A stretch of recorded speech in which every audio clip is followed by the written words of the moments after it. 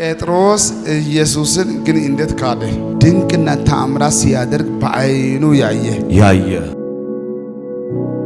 3 ዓመት ተኩል አብሮ ያገለገለ የሱ ተከታይ ኢየሱስ ውሃ ላይ ሲራመድ በዓይኑ ያየ ራሱን ደግሞ ተራምዶ ያየ ሰው የምወደው ልጄ ይሄ ነው እሱን ስሙት የሚለው ድምጽ በጆሮ እየሰማ ጴጥሮስ ይሄን በጆሮ እየሰማ በዓይኑ ያየ ድንቅና ተአምራት የቀመሰ ጴጥሮስ ኢየሱስን ካደ። ግን ኢየሱስ ገና አገር ሰላም ሆኖ እያለ ራሱ ለጴጥሮስ ብሏል፣ አንተ እኮ ትክደኛለህ። ማንም ቢክድህ ግን አንተን አልክድህም እስከ ወይን ድረስ።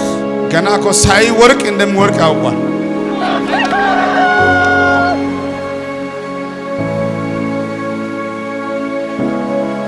መነሳት እንዳለ አሳውቋል። ትወርቃለህ ግን ትነሳለህ ማለቱ ነው።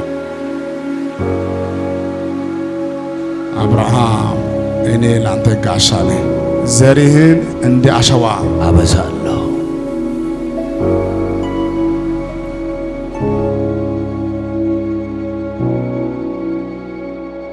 አብርሃም ግን ፈራ ይላል።